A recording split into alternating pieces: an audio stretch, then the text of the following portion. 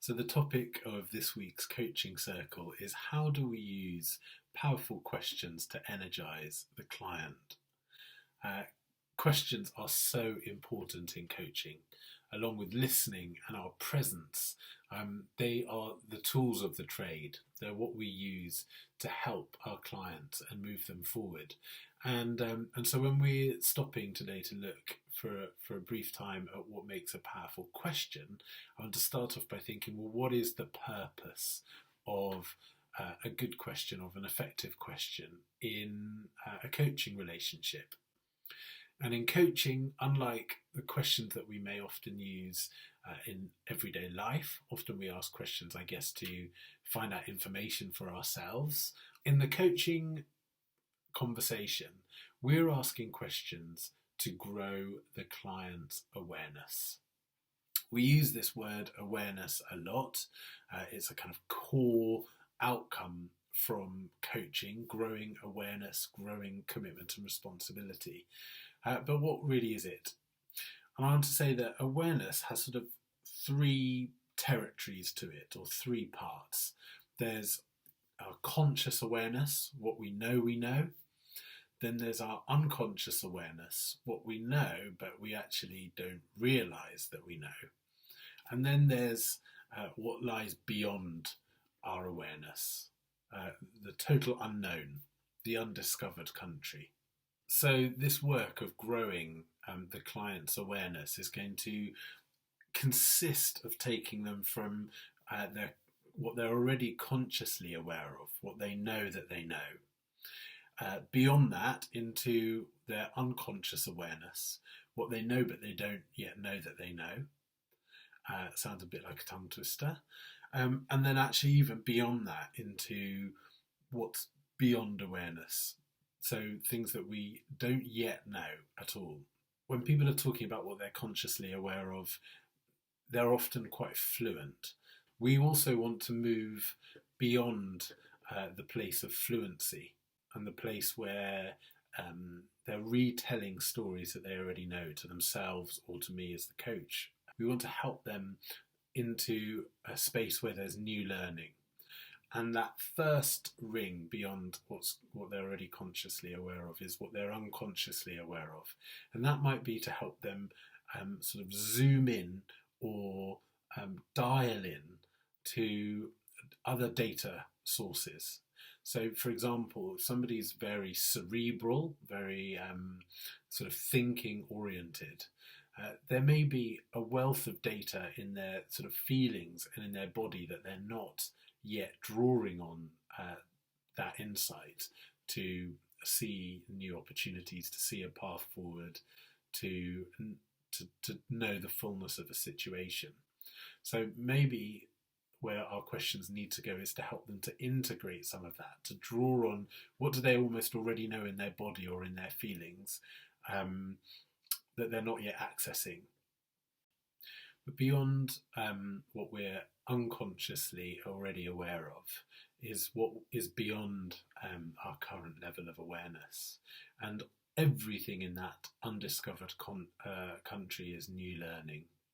And some of that new learning will be potentially scary, frightening, threatening. So we want to be sort of careful and sensitive and thoughtful about venturing into that space with somebody. But hopefully one of the things that our companionship does for our client is give them added courage and boldness to go into that territory, because partly what we're holding is kind of hope and faith and sort of optimism that there are good things to be discovered there, that actually we're getting past habituated ways of thinking and past limiting beliefs that the client may have avoided unconsciously their whole lives. And part of the work is to use our questions to illuminate that there are new perspectives, new ways of seeing things, new truth, new wisdom that lies beyond our current levels of awareness. So the purpose of our questions in the coaching conversation are to grow the client's awareness, to help them see, to make visible the limits of their awareness, their learning, and so where they need to develop new learning, and also to help them move beyond habituated ways of thinking to explore new perspectives. So many of us who've been involved in managing or training or teaching will already be familiar with the idea that we want to use open questions, not questions that you can answer yes or no to.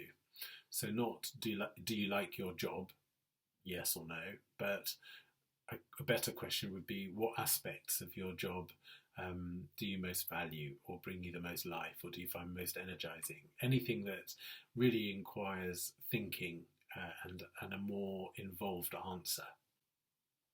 But we also want to use questions that don't imply any kind of judgment, because we want people to feel safe to think, and people think most creatively when they feel accepted, and unjudged. Carl Rogers talked about it as unconditional positive regard, that they need to feel sort of unconditionally accepted and valued as who they are. That gives them the best thinking environment that you can create for them. So we want to ask them questions that don't give any kind of hint of judgment or of already knowing the answer. And for that reason, as a rule of thumb, I say avoid the word why. Why did you do that? The word why often has the impact on the client of feeling that they need to justify their rationale or justify their behaviour. And how can our questions energise? Well, firstly, our questions need to reconnect the client with purpose. And we also want to energise by moving the client out of their comfort zone. As we get to know our clients, and what we really want is for them to get to know themselves, we want to help them to identify what are their comfort zone patterns and permission to challenge them.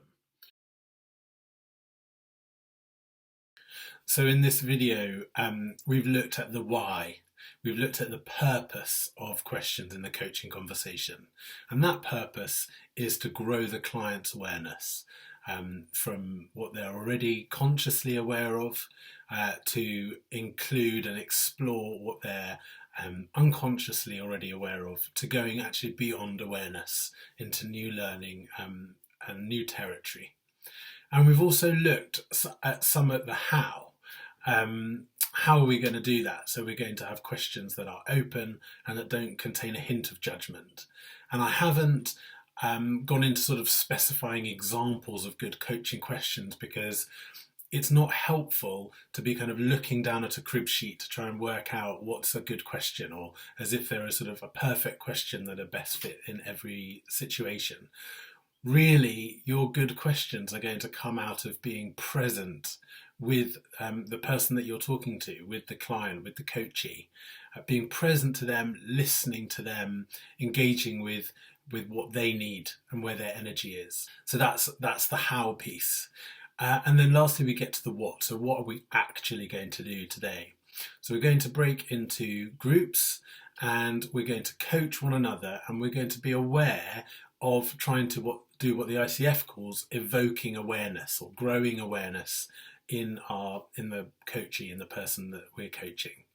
And the ICF provide 4 kind of objectives or sort of success criteria, which I thought would be helpful to share with you. You ask questions that help the client explore beyond current thinking, that you invite the client to share more about their experience in the moment. And when it says in the moment, I think that's really talking about in the here and now. So what's going on right now in this conversation, in this activity of thinking together, rather than